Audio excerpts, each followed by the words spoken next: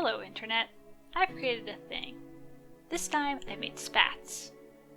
I had some black pumps that were actually quite well constructed but are just a bit too wide for my feet, and so I couldn't even make it to the end of the straight without hurting my feet. I figured that spats are a magical sort of life hack where you can both strap those pumps to your feet for comfort and transform the look of your shoes at a moment's notice. When I got the idea, I wasn't really sure about the difference between spats and gaiters, so I googled it, and I found quite a few articles exasperatedly telling me how people got it wrong all the time. But long story short, spats are short and gaiters are long. Don't lecture me on the historic functionality and the patterning, because mine are just trying to look cute. I found a blog post about some fashionable spats online that also had a drawing of the pattern conveniently included, so I ventured to make something similar to these. I figured I would approach this like a proper pattern drafting, and I measured my feet in the shoes I was planning to wear. So I marked where I wanted the front of the spats to end with a pin, as well as where I wanted them to close at the top.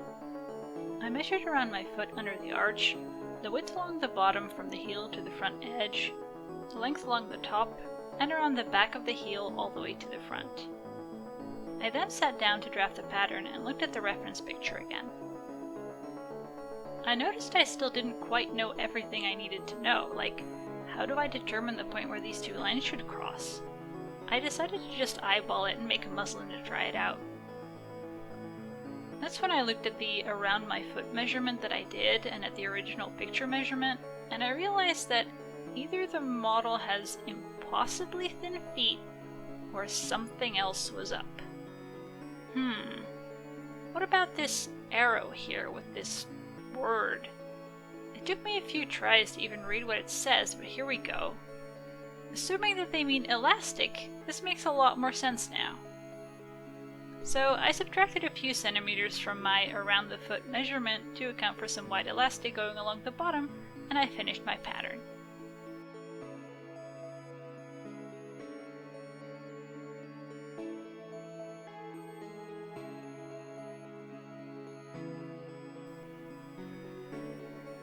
I stitched together a mock-up and tried it on. It looks reasonable at first sight, but there is a lot of gaping along the sides. The heel is very narrow and it's causing it to slip up and down pretty easily, and that's causing the gaping in the front. Also, the laces don't go all the way to what feels like the top, leaving these weird flaps. To fix this, I cut the pattern in half and added some to the heel, because if the heel can move less, it probably helps the gaping. And at the same time, I'm making the front a bit smaller, so it will hopefully be pulled downwards a bit. And I guesstimated a slightly higher position for the lacing holes. This looks a bit better, especially the laces, but I'm noticing that it's still moving around and gaping when I wiggle my feet. That's when I realize that it's because of the location of the laces. It's not actually doing much to hold the whole thing tightly around my foot. It's too far forward. When I pull it backwards as much as I can and pinch it, it suddenly feels a lot more secure around my foot and it doesn't gape anymore.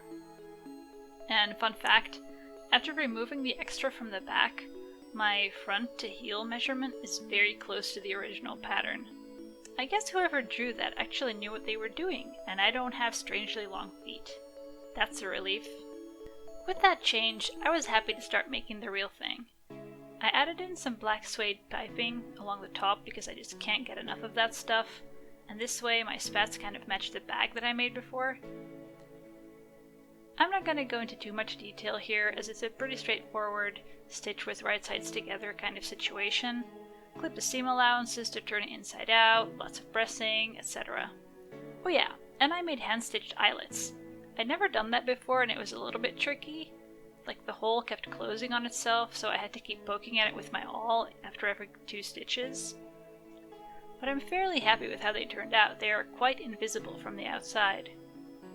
I left the bottom edges open to stuff the elastic into as a last step, and then top stitched that shut. As is tradition, I stitched right over my basting threads and struggled for way too long to get them out. So there they are, my spats. I was pretty happy with how they look and feel.